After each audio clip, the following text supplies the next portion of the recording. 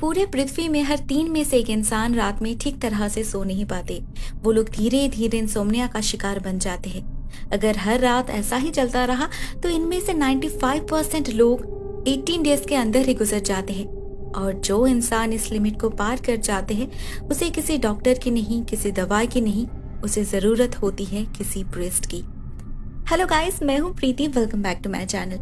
दोस्तों, आज हम जिस फिल्म के बारे में बात करने जा रहे हैं उसके स्टार्टिंग्स के कुछ लाइन्स है ये। असल में ये फिल्म एक ऐसे लड़के के बारे में है जिसे नींद नहीं आती, लेकिन क्या सच में उसे किसी प्रीस्ट की जरूरत है? दोस्तों, हम बात कर रहे हैं अवोकन फिल्म के बारे में, जो 2019 में रिलीज हुई थी। ये एक मिस्ट्री थ्रिलर हॉरर फिल्म है directed by Daniel J Phillips, और इस फिल्म के लीड रोल्स में हम देख पाएंगे Sara West, Benson Jack Anthony and Eric Johnson जैसे एक्टर्स को। फिल्म के स्टार्टिंग में हम एक लड़के को देखते हैं जिसे एक आदमी मॉलेस्ट कर रहा था। उसे एक दूसरे कमरे से किसी के चिल्लाने की आवाज सुनाई देती है, तो ये आदमी जाता है उस बच्चे को चुप कराने। रूम में जाते ही हम देखते हैं वो बच्चा ग्रोड एक किताब के पन्ने को फाड़ रहा था। अचानक से लाइट ऑफ हो जाता है और इसी बीच ये बच्चा कमरे के दूसरी तरफ पहुंच चुका था। देखने से ही पता चल रहा था दिस चाइल्ड इज पोजेस्ड। इस बच्चे के अंदर किसी शैतान का वास है। उसकी आंखें बिल्कुल सफेद हो चुकी थी और वो एक अजीब सी लैंग्वेज में कुछ विस्पर भी कर रहा था।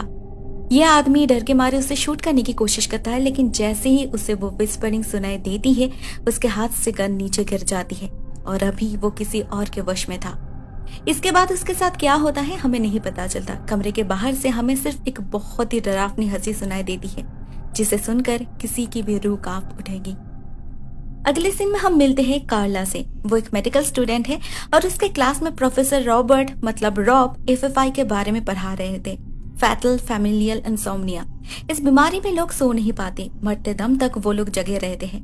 इसकी वजह से उनके शारीरिक और मानसिक स्थिति में काफी सारे बदलाव आने लगते हैं। वो लोग हेलुसिनेट करने लगते हैं। नींद के बिना उनके शरीर में कोई भी सिस्टम ठीक तरह से काम ही नहीं कर पाता और ग्रेजुअली वो लोग बहुत ही ज्यादा वायलेंट हो जाते हैं। प्रोफेसर उन्हें एक एग्जाम्पल भी देते हैं। ये आदमी 30 दिनों तक नहीं सोया था। फाइनली उसका दिमाग काम करना बंद कर दिया और वो पागल हो गया और अपनी ही बीवी और बेटे का खून कर दिया। कई सारे लोगों का मानना है ये कोई बीमारी नहीं है, ये लोग असल में शैतान द्वारा पोजेस्ड रहते हैं, लेकिन प्रोफेसर रॉब ऐसा नहीं मानते। उनके मुताबिक ये भी एक स्लीप डिसऑर्डर ही है। हाँ, रियर है मगर इनक्योरेबल नहीं है। अब इस बीमारी के बारे में काले से ज्यादा और किसको पता हो सकता है। उसकी माँ की जान इसी बीमारी में गई थी और अभी उसका भाई ब्लेक भी सेम दौर से गुजर रहा है। इसी इंस्टीट्यूट में उसका इलाज चल रहा है, लेकिन डॉक्टर्स ने जवाब दे दिया है। जितना हो सकता है उन्होंने किया। अभी ब्लेक शायद और कुछ ही दिन का मेहमान है। इस वक्त उसे घर ले जाना ही बेहतर होगा। लेकिन कार्ला, वो इतनी जल्दी कैसे हार मान सकती है? ब्लेक के बिना उसका और है ही कौन? उसे पता है मेक्सिको में ऐसे एक पेशेंट के ऊपर कुछ एक्सपेरिमेंट किया गया था जिससे वो पूरे 1 घंटे के लिए सो पाया, लेकिन यहाँ पर ऐसे एक्सपेरिमेंट इलीगल है। तो डॉक्टर्स तो उसकी बात नहीं मानते, तो वो प्रोफेसर रॉबर्ट से बात करती हैं और वो कार्ला को एक काफी प्रॉमिसिंग ऑफर देते हैं। असल में ये जो रॉब है ये कार्ला के पिता विलियम का दोस्त था और कलीग भी। विलियम खुद भी एक जाने माने साइकियाट्रिस्ट हुआ करते थे, तो उन्हें जब बताया गया उनकी पत्नी सैरा के पास ज्यादा वक्त नहीं है, तो उन्होंने रॉब के साथ मिलकर उसे एक दूसरे फैसिलिटी में ट्रांसफर किया, क्योंकि उन्हें इस बीमारी के ऊपर रिसर्च करना था। कई सारे ड्रग्स थे, मेथड्स थे जो एक्सपेरिमेंट करना था, और ये जगह इसी इंस्टीट्यूट के एक अबांडन्ड बेसमेंट है। अभी विलियम तो नहीं है मगर रॉब अभी भी उस रिसर्च को कंटिन्यू कर रहा है। इस फैसिलिटी में अभी भी 2 पेशेंट है जो लोग बिल्कुल ब्लेक की तरह ही है। तो अगर ब्लेक को वहां पर ले जाया जाए तो वो लोग उस मैक्सिकन मेथड को भी ट्राई कर सकते हैं। ब्लेक के लिए ये एक डू और डाई सिचुएशन था। इतने दिनों में कार्ला ने बहुत सारी किताब पढ़ी है, बहुत सारे रिसर्च के बारे में पता किया है, लेकिन अभी तक उसे कोई भी फ्रूटफुल वे आउट नहीं मिला। हमें उसके पास एक किताब दिखती है जो फैटल फैमिलियल इंसोम्निया के ऊपर लिखा था और इसका राइटर है कार्ला के पिता विलियम। इसके अंदर हमें एक पेपर कटिंग भी दिखता है जिससे हमें पता चलता है कार्ला के पेरेंट्स की डेथ एबनॉर्मल है। लोग कहते हैं विलियम ने अपने पत्नी का खून किया और उसके बाद खुद ही सुसाइड कर लिया। इस हादसे का गहरा असर इन दोनों सिबलिंग्स के ऊपर भी पड़ा था। शायद इसीलिए ब्लेक आज इतना ज्यादा वीक हो चुका है कि इस बीमारी को फाइट करने की ताकत भी उसमें नहीं बची। बहुत सोचने के बाद कार्ला अपने दोस्त एलिस के साथ मिलकर ये डिसाइड करती है वो ये रिस्क लेगी। वो ब्लेक को लेने हॉस्पिटल जा पहुंचती है तो उसे वहां पर ऐसा लगता है कि शायद ब्लेक किसी से बात कर रहा है। किसी और की आवाज भी सुनाई दे रही थी उसे, मगर अंदर जाने पर उसे कोई भी दिखाई नहीं देता। उसी रात कार्ला, एलिस और रॉब मिलकर ब्लेक को उस बेसमेंट में शिफ्ट करते हैं। इस मिशन में उनका साथ दे रहा है पैट्रिक। यानी कि पैट, जो ब्लेक का दोस्त है और कार्ला का एक्स बॉयफ्रेंड। मेन बिल्डिंग से गुजरते हुए एक लिफ्ट के जरिए वो लोग पहुंच जाते हैं उस बेसमेंट में जहां कभी कार्ला की माँ का इलाज हुआ करता था। वहां पर पहुंचकर पता चलता है सच में ये जगह वेल फैसिलिटेटेड है। एक छोटी सी लैब है, कई तरह के ड्रग्स मतलब मेडिसिन से, रिसर्च पेपर्स, बुक्स, डॉक्यूमेंट सब कुछ है। पेशेंट के लिए स्लीपिंग चेम्बर को एक वन वे स्क्रीन से कवर किया गया था जिससे उन पर 24 आवर्स नजर रखा जा सके। अंदर माइक्रोफोन्स भी लगाए गए थे और यहाँ पर वो लोग अपनी तरह से किसी रोक टोक के बिना ट्रीटमेंट कंटिन्यू कर सकते हैं। ब्लेक को उसके सामान के साथ रूम के अंदर पहुंचाकर रॉब निकल जाता है अपने काम में और बाकी के तीनों लोग आज से यहीं पर रुकने वाले हैं।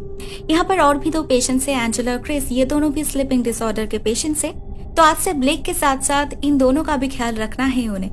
तो एलिस और कार्ला कुछ केस स्टडीज पढ़ने लगते हैं और पैट पेशेंट्स के साथ बातचीत कर रहा था, लेकिन उनमें से कोई भी नोटिस ही नहीं करते कि ब्लेक उनके बीच होकर भी वहां पर नहीं था। उसके लिए सबकी आवाज फेड होने लगी थी और उसकी आंखें धीरे धीरे बिल्कुल सफेद हो चुकी थी। अगले सीन में हमें कार्ला और एलिस दिखाई देती है। वो लोग कुछ रिसर्च पेपर स्टडी कर रहे थे। रात बहुत हो चुकी थी तो एलिस वहां पर ही सो गई थी, लेकिन कार्ला को नींद नहीं आ रही थी। आसपास कहीं से उसे हवा चलने की आवाज सुनाई दे रही थी, लेकिन ये जगह तो सील्ड है, ऐसी आवाज कहाँ से आ सकती है। कार्ला चेक करती है तो उसे एक बुक शेल्फ के पीछे एक होल दिखाई देता है। कार्ला एलिस को बुलाती है और दोनों मिलकर उस शेल्फ को वहां से हटाने के बाद उन्हें वहां पर एक बॉक्स मिलता है। इसके अंदर एक कैमरा, एक डायरी और कुछ टेप्स थे और इन टेप्स पर विलियम का नाम लिखा हुआ था। एलिस उस डायरी को पढ़ने लगती है जो किसी फादर फ्रांसिस का है। इस डायरी में बहुत कुछ लिखा हुआ था, अजीब से स्केचेस बने हुए थे। ओवरऑल ये डायरी काफी क्रिप्पी था। कार्ला एक टेप को प्ले करती है और उसमें उसे विलियम दिखाई देता है जो अपने रिसर्च के बारे में बता रहे थे। विलियम कहते हैं उन्होंने अपने पत्नी सैरा को यहाँ पर लाए हैं जिससे वो और भी 2 पेशेंट्स के साथ उस पर कुछ मेडिकेशन टेस्ट कर सके, नहीं तो सैरा जो एक FFI के मरीज है वो जिंदा नहीं रह सकती। इसी फुटेजेस में कार्ला को अपने पिता के साथ प्रोफेसर रॉबर्ट भी दिखाई देते हैं और एक प्रेस भी जिसका नाम है फादर फ्रांसिस, मतलब ये डायरी उन्हीं की है। हमें पता चलता है उन लोगों ने इन 3 पेशेंट्स के ऊपर ही न्यू मेडिकेशन अप्लाई किया है। उनकी अग्रेसिवनेस कुछ कम तो हुई है मगर नींद वो अभी तक किसी को भी नहीं आई। फ्रांसिस के यहाँ पर आने से रॉबर्ट को कुछ इरिटेशन हो रहा था क्योंकि उनका मानना था साइंस और रिलीजन एक दूसरे के खिलाफ है, लेकिन फ्रांसिस विलियम और सैरा दोनों का ही दोस्त है तो इस रिसर्च में वो भी मदद करना चाहता है। वो सैरा से मिलने अंदर जाते हैं। उनमें क्या बात होती है वो तो हमें सुनाई नहीं देती, लेकिन वो काफी घबरा गए थे। वो लिटरली भागकर बेसमेंट से निकल जाते हैं और जाने से पहले कह जाते हैं कि सैरा किसी और की आवाज में बात कर रही थी। It's not normal. रॉब तो उसके एक भी बातों पर बिलीव ही नहीं करते हैं, लेकिन उसके पीछे हम सैरा को देख पाते हैं जो एक कोने में खड़े होके जैसे रॉब को ही घूर रही थी। उसकी एटीट्यूड और देखने का तरीका बिल्कुल भी नेचुरल नहीं था। ये टेप यहाँ पर ही खत्म हो जाती है। कार्ला समझ नहीं पा रही थी इन चीजों का यहाँ पर ऐसे छुपाने का क्या मतलब है। उसे रॉब से बात करनी होगी, लेकिन एलिस उसे रोकती है। वो कहती है पहले हमें सारी डिटेल्स कलेक्ट कर लेनी चाहिए, क्या पता बाद में हमें ये मौका मिले या ना मिले। मतलब isn't it strange? रॉब को पता था उन लोगों ने इस रिसर्च को रिकॉर्ड किया था जिसमें विलियम और सैरा दोनों ही इन्वॉल्व थे, लेकिन फिर भी उन्होंने कार्ला का कुछ नहीं बताया। उसी वक्त उन्हें बाहर किसी की फुटस्टेप्स सुनाई देती है तो वो लोग जल्दी से इन चीजों को छुपा देते हैं, मगर ये तो पैट था। उस डायरी को पढ़ने के बहाने उन दोनों को कुछ देर के लिए अकेला छोड़कर एलिस अपने रूम में चली जाती है, लेकिन कार्ला पैट से कोई भी बात नहीं करना चाहती थी। वो ब्लेक को चेक करने उसके रूम में जाती है तो पाती है कि ब्लेक एक किताब के पन्ने को फाड़ रहा था और उसके इस एक्शन का रिएक्शन जैसे एंजेला दे रही थी उसे दोहरे पड़ रहे थे। कार्ला ब्लेक को रोकने की बहुत कोशिश की, लेकिन वो रुकने का नाम ही नहीं ले रहा था। फाइनली जब वो रुकता है तो उसके रुकने के साथ साथ ही एंजेला भी नॉर्मल हो जाती है। कार्ला को कुछ समझ ही नहीं आ रही थी ये सब क्या हो रहा है। ब्लेक को पता ही नहीं चला कब उसने इतने सारे पन्ने फाड़ डाले और वो भी बाइबल से। लेकिन यहाँ पर आने के बाद से ही ब्लेक में काफी सुधार नजर आ रहे थे। शायद ये मेडिसिन अच्छा काम कर रहा था। पहले से वो ज्यादा हेल्दी दिखाई दे रहा था और वो खुद भी काफी बेहतर फील कर रहा था, लेकिन उसके आसपास के लोग जैसे एंजेला फ्रीक आउट करने लगी थी। एक बात तो वो कार्ला से कहती है ये ब्लेक हर वक्त किसी से बात करता रहता है जबकि वहां पर कोई नहीं होता। वो बहुत ज्यादा डरी हुई थी, रो रही थी और वो बार बार कार्ला को उसे यहाँ से बाहर निकालने के लिए रिक्वेस्ट भी करती है, नहीं तो वो उसे मार डालेगा। वो कौन? काला उसे शांत करने की बहुत कोशिश करती है, मगर वो तो जैसे पागल हो चुकी थी। इतना सब कुछ हो गया, पैट स्क्रीन के उस पार ही था, लेकिन उसे तो जैसे कुछ दिखाई नहीं दिया। मतलब ये सब कुछ सिर्फ कार्ला ही एक्सपीरियंस कर रही थी। उस दिन वो एलिस के साथ मिलकर फिर से एक टेप देखती है। विलियम, रॉब और फ्रांसिस किसी बात को लेकर बहस कर रहे थे। फ्रांसिस बार बार कह रहे थे ये जो कुछ भी हो रहा है इट्स नॉट नॉर्मल। सारा फ्रांसिस को पहचान नहीं पा रही थी। उसे देखकर, उसकी आंखें देखकर फ्रांसिस को डर लग रहा था, और वो क्या बिड़बिड़ा रही है किसी को समझ ही नहीं आ रही थी। उन्होंने इस बारे में अपने सुपीरियर से बात किया है और सभी का मानना है सारा कोई बीमार नहीं है, वो पोजेस्ड है। रॉब तो इस बात को हंसी में ही उड़ा देते हैं, मगर तभी लाइट फ्लिकर करने लगता है और अचानक से ही सारा रॉब के पीछे आ जाती है। इस सीन को देखकर क्लेयर और एलिस इतना चौंक गए थे कि वो लोग समझ ही नहीं पाए उन्होंने क्या देखा। उन लोगों ने फिर से उस पोर्शन को रिप्ले किया, मगर तब सारा वहां पर नहीं थी। दूसरे टेप में हम फिर से विलियम से मिलते हैं, जो कह रहे थे कि आज 8th डे है। 2 पेशेंट्स बहुत ज्यादा पैरानॉइड हो रहे हैं, पैनिक कर रहे हैं, शायद उनके सिडेटिव्स और स्ट्रॉन्ग करना पड़ेगा। लेकिन सारा वो बिल्कुल चुपचाप बैठी थी, बिल्कुल शांत, और अचानक से ही वो किताब से पन्ने फाड़ने लगती है, ठीक ब्लेक की तरह और फिल्म के स्टार्टिंग में उस बच्चे ग्रोडी की तरह। और उसकी आंखें भी बदल चुकी थी। ब्लेक को दवाई देने का वक्त हो चुका था, तो क्लियर अपने भाई के पास जाती है, मगर बाहर से ही उसे सुनाई देती है ब्लेक कुछ विस्पर कर रहा है। और एंजेला वो फिर से एग्रेसिवली बिहेव करने लगी थी। और बस कुछ ही पल के अंदर क्लियर कुछ समझ पाई, इससे पहले ही एंजेला सुसाइड कर लेती है। हम ब्लेक को भी देखते हैं, वो बिल्कुल शांत होकर बैठा है, जैसे उसे कोई फर्क ही नहीं पड़ा। इनफैक्ट वो काफी खुश दिखाई दे रहा था। उसके फेस पर एक सेटिस्फैक्टरी स्माइल था। काला को ये सब कुछ बहुत अजीब लग रहा था, क्योंकि उसके सामने ही ये सब कुछ क्यों हो रहा था, क्यों, और किसी को कुछ भी नहीं दिखाई दे रहा था। कहीं ना कहीं उसे भी पता चल रहा था ब्लेक के साथ कुछ एबनॉर्मल तो हो रहा है। जाने अनजाना में उसने ही एंजेला को सुसाइड करने पे मजबूर किया है। मगर रॉब उसके बातों पर बिलीव नहीं करता। वो डिसाइड करता है एंजेला के घर में खबर करने के बाद वो लोग क्रिस और ब्लेक को कहीं और शिफ्ट कर देंगे। लेकिन वो लोग यहाँ से निकलेंगे कैसे? लिफ्ट तो बंद हो चुकी थी और यहाँ पर कोई भी सीढ़ी नहीं थी। हाँ, एक फोन जरूर था जिससे जॉब इंस्टीट्यूट में कॉल करके उन्हें बाहर निकालने के लिए कहता है, मगर वो भी कल सुबह से पहले पॉसिबल नहीं था। मतलब वो लोग आज रात के लिए यहाँ पर ही फंस चुके हैं।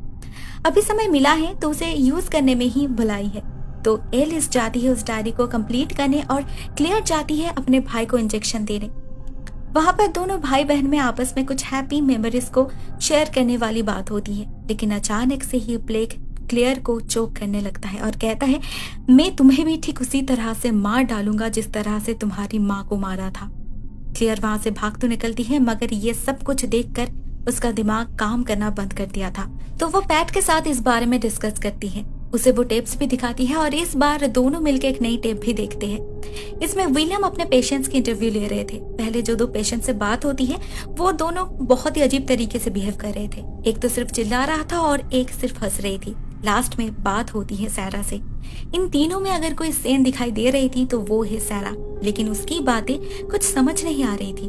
वो पहेलियों में बात कर रही थी। सिर्फ एक ही वर्ड हमें क्लियरली सुनाई देता है, वो है ईडीमू।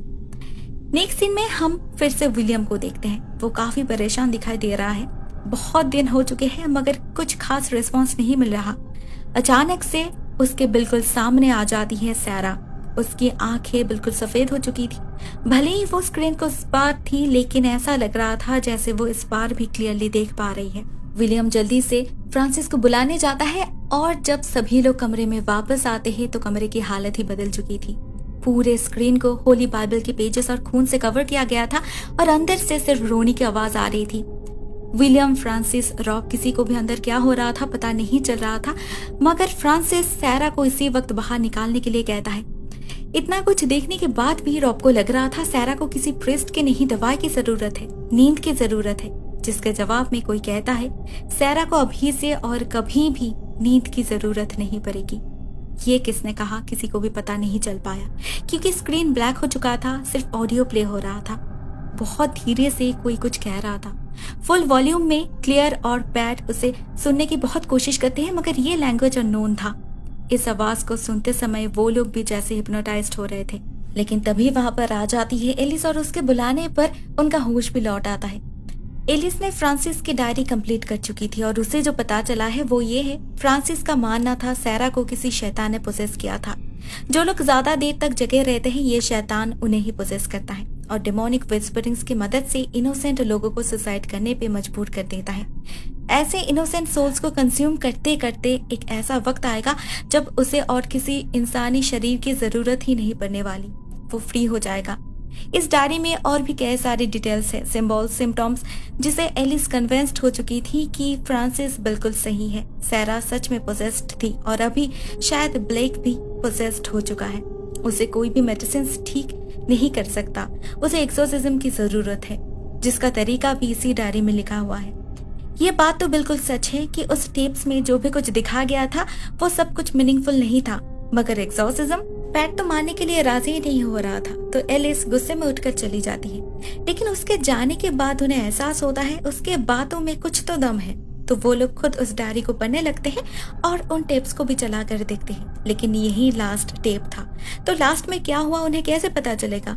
पैट के कहने पर कार्ला उस कैमरा को चेक करती है और उससे उसके अंदर से एक टेप मिलता है। दूसरी तरफ हमें एलिस दिखाई देती है जो अपने कमरे में अकेली बैठी थी और उसे ईयर डॉग के अंदर से एक आवाज सुनाई देती है। तो वो ठीक तरह से सुनने के लिए उस ईयर डॉग का ढक्कन हटाती है और असल में ये ईयर डॉग पेशेंट केबिन से कनेक्टेड था और ये विस्परिंग्स ब्लेक कर रहा था।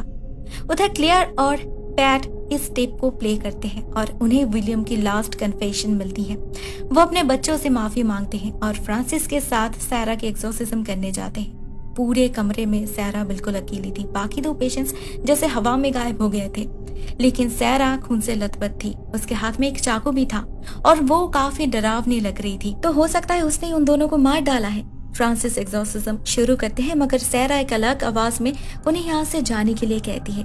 रॉब भी उन्हें रोकने की बहुत कोशिश कर रहा था, मगर वो लोग नहीं मानते। तो सैरा उन पर हमला कर देती और कैमरा ग्लिच करने लगती है। कुछ समय बाद हमें फ्रांसिस दिखाई देता है फिर से और उसके पीछे रॉब भी, जो इन्फॉर्म करता है विलियम मर चुका है और उन्हें भी यहाँ से जल्दी से निकलना होगा। वो कह तो रहा था, मगर उसके आवाज में कोई डर, कोई टेंशन कुछ भी नहीं था। वो काफी रिलैक्स तरीके से बात कर रहा था। लेकिन जैसे ही फ्रांसिस उसे कहता है उन्हें रिकॉर्ड कंप्लीट करना चाहिए, इसे चर्च में दिखाने से उन्हें जरूर मदद मिलेगी, तो अचानक से ही रॉब उस पर हमला कर देता है और कहता है तुम्हारे वजह से सब कुछ खत्म हो गया। वो फ्रांसिस को मारने की पूरी कोशिश करता है, लेकिन फ्रांसिस किसी तरह से रिकॉर्डिंग्स को छुपा देता है और ऑन कैमरा बिल्कुल क्लियरली कहता है इन सब मौतों के लिए सिर्फ और सिर्फ रॉब ही जिम्मेदार है। स्क्रीन ब्लैक तो हो चुका था, मगर चिल्लाने की आवाज जरूर आ रही थी।